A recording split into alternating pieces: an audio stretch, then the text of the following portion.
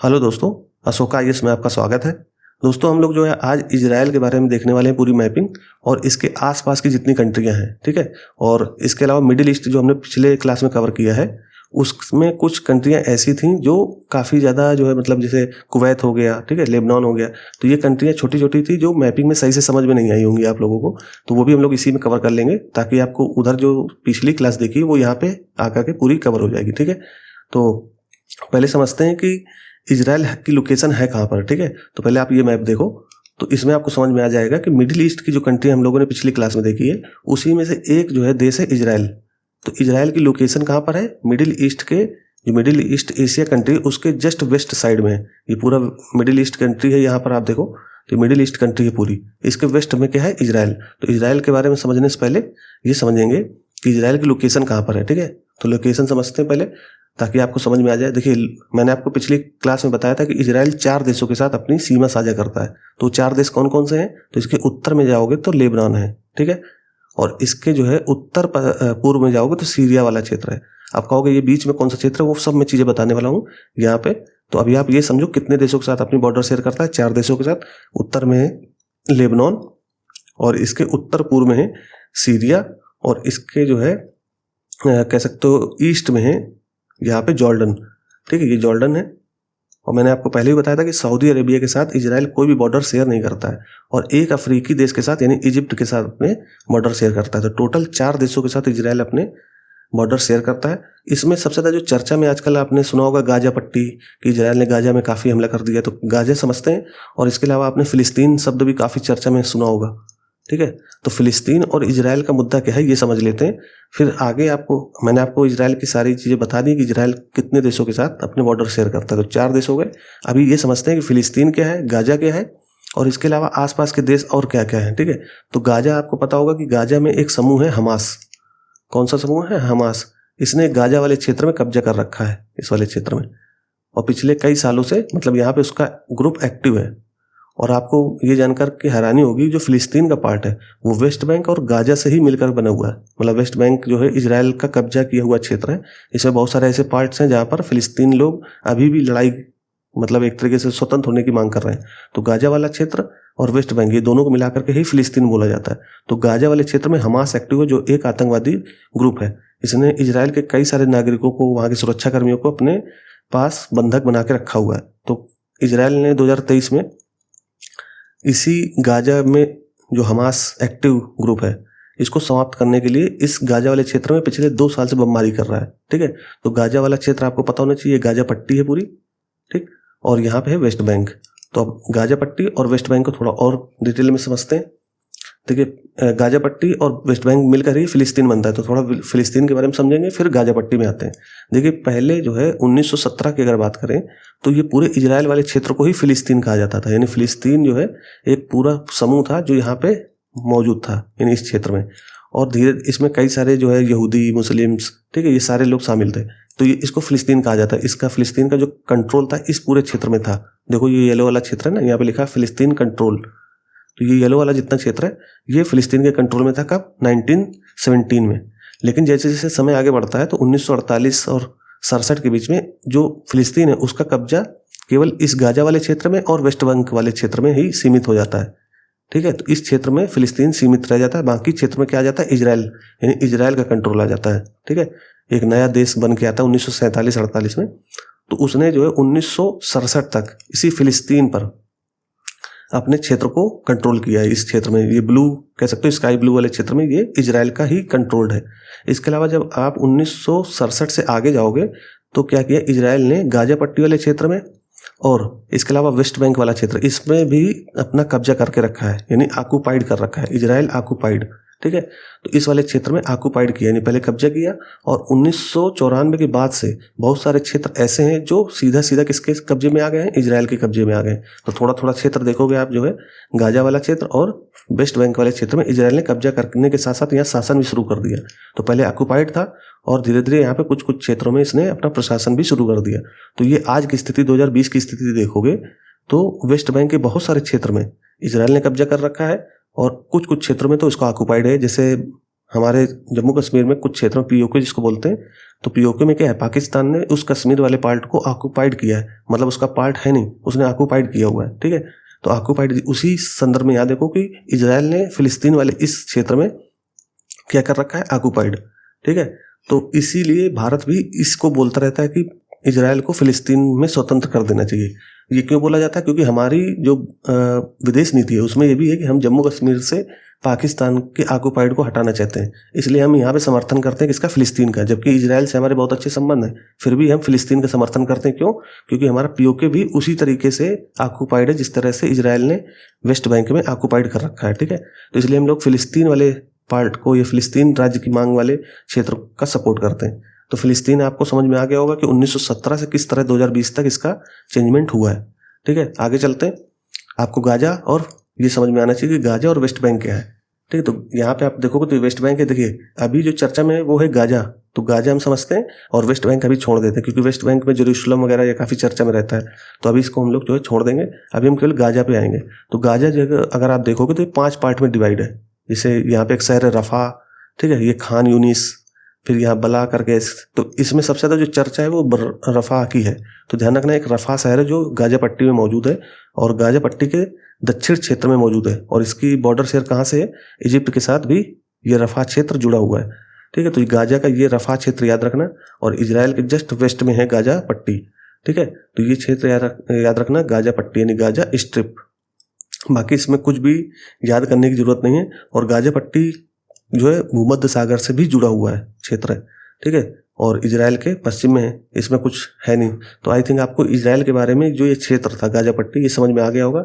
इसका ये क्षेत्र याद रखना रफा, क्योंकि यहाँ से क्या हो रहा था, बहुत सारे, जब इजराइल ने बमबारी की थी तो बहुत सारे यहाँ के नागरिक कह सकते हो या हमास ग्रुप कह सकते हो, कहाँ भाग रहे थे, इसी रफा वाले क्षेत्र से इजिप्ट वाले क्षेत्र में जा रहे थे, ठीक है। तो रफा काफ़ी चर्चा में था। इसके अलावा यहाँ पे गाजा सिटी भी है या गाजा शहर भी कह सकते हो, और यहाँ पे बेट होनस करके है, जबालिया है, देखिए जबालिया भी काफ़ी चर्चा में था, जबालिया, ठीक है। तो ये शहर याद रखना, जबालिया हो गया, ठीक है, रफा हो गया, फिर गाजा शहर हो गया, ठीक है। तो ये सारी चीज़ें आपको पता होनी चाहिए। बाकी यहाँ पे ये भूमध्य सागर से इसका एक पार्ट जोड़ता है गाजा क्षेत्र का, तो इतना भी पता होना चाहिए आपको। बाकी इसमें कुछ है नहीं, इजिप्ट के साथ अपने बॉर्डर शेयर करता है और इजराइल के पश्चिम में। तो गाजा आई थिंक आपको समझ में आ गई होगी चीज़ें।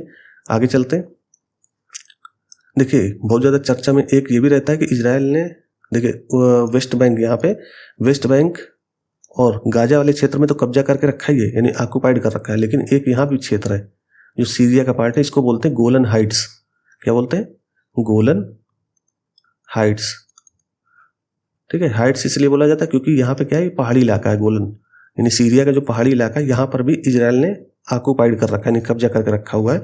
तो गोलन हाइट्स समझते हैं ये है कहाँ पे, ये इजराइल के उत्तर पूर्व वाले क्षेत्र में है और ये सीरिया का पार्ट है गोलन हाइट्स, ठीक है। तो ध्यान रखना, ये सीरिया का पार्ट है जिसमें कब्जा किसका है, इजराइल का। और इसके जस्ट जो है आप दक्षिण पश्चिम में देखोगे तो ये एक सी ऑफ गैलीली है, यानी गैलीली सागर, छोटा सा सागर या कह सकते हो लेक टाइप का है, इसको सी ऑफ गैलीली बोलते हैं। तो गोलन हाइट्स के पास ही सी ऑफ गैलीली है, इसका नाम याद रखना। और गोलन हाइट्स अगर आप देखोगे तो इसका एक पार्ट जोड़ता है आपका लेबनान से, दूसरा पार्ट जोड़ता है सीरिया से, तीसरा पार्ट जोड़ता है इसका इजराइल से, और इसका चौथा पार्ट यहाँ पे है जॉर्डन से। तो ये 4 देशों के टचिंग कंट्री में छोटा सा ही बीच में पार्ट है गोलन हाइट्स। मुख्यतः देखा जाए तो किसका पार्ट है, सीरिया का। तो इजराइल के ये 3 क्षेत्र यानी वेस्ट बैंक, यहाँ अगर आप देखोगे गाजा पट्टी, ठीक है, वेस्ट बैंक, और ये गोलन हाइट्स, इसका नाम याद रखिएगा, ठीक है। और गोलन हाइट्स किन 4 देशों के साथ जुड़ा हुआ है, जॉर्डन के साथ। अगर आप यहाँ देखोगे तो जॉर्डन के साथ इसका कुछ भाग जुड़ा है, कुछ भाग इजराइल के साथ, और यहाँ पे सीरिया के साथ, इधर लेबनान के साथ, ठीक है। तो 4 देशों के साथ गोलन हाइट्स भी जुड़ा हुआ है। तो आई थिंक आपको समझ में आ गई होंगी चीज़ें। आगे चलते हैं, देखिए काफ़ी चर्चा में था साइप्रस। मैंने पिछले मिडिल ईस्ट एशिया की जो कंट्री करा था उसमें मैंने साइप्रस के बारे में बताया था कि हम लोग इसको अच्छे से कवर करेंगे। साइप्रस काफ़ी चर्चा में भी था क्योंकि प्रधानमंत्री अभी जून जुलाई में गए थे साइप्रस, तो वहाँ पे एक शहर था वरोसा शहर था, वरोसा। इसका नाम याद रखिएगा, हो सकता है आपसे यूपीएससी पूछ ले। तो वरोसा शहर में गए थे प्रधानमंत्री मोदी जी, और साइप्रस में उनको जो है सबसे बड़ा नागरिक सम्मान भी मिला है प्रधानमंत्री जी को।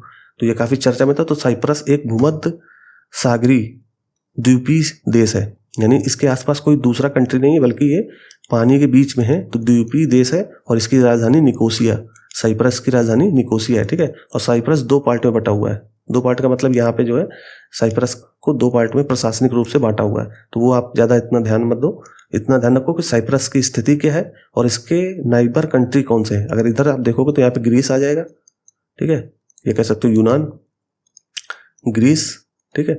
और इसके इधर आ जाएगा सीरिया, इधर आ जाएगा लेबनान, और इसके जस्ट इधर अगर देखोगे तो यहाँ पे टर्की है, ठीक है। तो इसके नियर कंट्री देखोगे तो ग्रीस, टर्की, सीरिया और लेबनान, तो ये 4 देश याद रखना। ये इसके साथ बॉर्डर शेयर नहीं करते बल्कि इसके नियरेस्ट कंट्रीज हैं, ठीक है।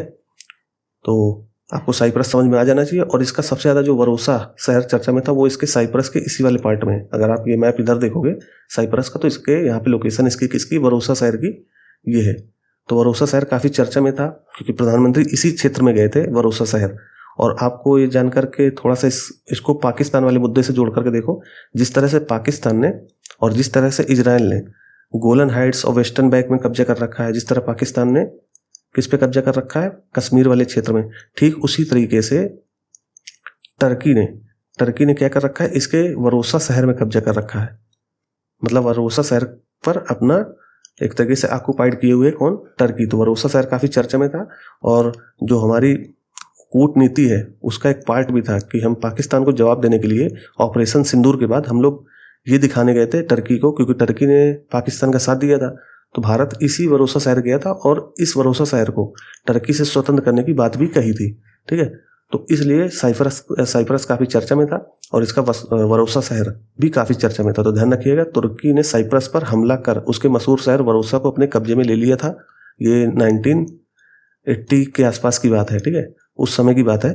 वरोसा कभी बेहद समृद्ध शहर था। तो अभी वरोसा में किसका कब्जा है, तो टर्की का है, ध्यान रखिएगा। तो साइप्रस आई थिंक आप समझ गए होंगे, और इसका एक शहर काफ़ी चर्चा में था इसलिए मैंने इसको कवर करा दिया। इसके अलावा जॉर्डन देखोगे, मैंने जॉर्डन पीछे भी कवर कराया हुआ है। तो इसकी टचिंग कंट्री देखोगे तो इसके उत्तर में आ जाएगा सीरिया, इसके इस साइड आएगा इराक, मतलब इसकी टचिंग कंट्री बता रहा हूँ मैं आपको।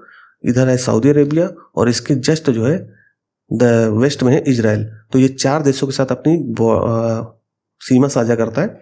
इसके अलावा इसकी कुछ वाटर बॉडी भी हैं जो काफ़ी चर्चा में रहती हैं। एक तो डेड सी, ठीक है, डेड सी यहाँ पे है। तो ये जॉर्डन और इजराइल के बीच में स्थित है डेड सी, और जॉर्डन रिवर इसी डेड सी से होकर के कहाँ बहती है, गल्फ ऑफ अकाबा में जाकर के गिरती है। तो ध्यान रखिए कि गल्फ ऑफ अकाबा मैंने बताया था, ठीक। इसके अलावा इसमें जॉर्डन में और कुछ समझने की जरूरत है नहीं। इसकी राजधानी आपको इरबिक पता ही होनी चाहिए, और कुछ है नहीं इसमें, ठीक है, इरबिक, सॉरी माफ़ कीजिएगा, यहाँ जॉर्डन की राजधानी अम्मान। तो और इसमें कुछ है नहीं। और लेबनान के बारे में मैंने बताया था कि लेबनान हम लोग अच्छे से कवर करेंगे। तो लेबनान क्या है, इसकी एक वाटर बॉडी है भूमध्य सागर के साथ, और इसके 4 देश हैं जो सीरिया, मतलब 2 देश, माफ़ कीजिएगा, कि लेबनान जो है 2 देशों के साथ अपनी बॉर्डर शेयर करता है, एक तो इजराइल के साथ और दूसरा सीरिया के साथ। और इसका एक क्षेत्र जो है गोलन हाइट से भी टच करता है, ठीक है। तो ये सारी चीज़ें हमने कवर कर दी है। बाकी मध्य एशिया के सारे देश हमने कवर कर दिए थे। आगे एक छोटा सा देश है कतर और बहरीन, जो कहाँ पर है, अगर आप इसके क्षेत्र देखोगे तो यहाँ पे कतर और बहरीन है। जो मैपिंग में नहीं समझ में आई होगी आपको चीज़ें, तो यहाँ चीज़ें देख लीजिए कि कतर केवल एक देश के साथ यानी सऊदी अरेबिया के साथ अपने बॉर्डर शेयर करता है, और बहरीन एक द्वीपीय देश है, ठीक है, बहुत छोटा देश है बहरीन, और मुस्लिम कंट्री है। और ये है कहाँ पे, यहाँ पे पर्शियन गल्फ है, यानी पर्शियन की खाड़ी, उसी क्षेत्र में है बहरीन। तो बहरीन किसी देश के साथ अपनी सीमा साझा करता नहीं है, और इसका राजधानी मनामा, बहरीन, ठीक है। तो ये दोनों देश आपको पता होने चाहिए। और एक देश और है कुवैत को आई थिंक हमने बता भी दिया था, लेकिन इसलिए यहाँ पे रखा ताकि आपको समझ में आ जाना चाहिए कि ये अपनी ईरान के साथ कोई भी बॉर्डर शेयर नहीं करता है, ठीक है, क्योंकि यहाँ पे बीच में गैप है। किसका पार्ट है, ये इराक का यहाँ पर, ठीक है। तो इराक के साथ अपनी बॉर्डर शेयर करता है, और लगभग 3 तरफ से ये इराक से घिरा हुआ है, और एक तरफ इसका है सऊदी अरेबिया। तो ये 2 ही देशों के साथ अपने बॉर्डर शेयर करता है।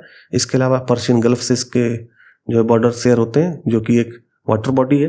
बाकी यहाँ पे कुवैत बे है, तो इतना सब पढ़ने की जरूरत है नहीं।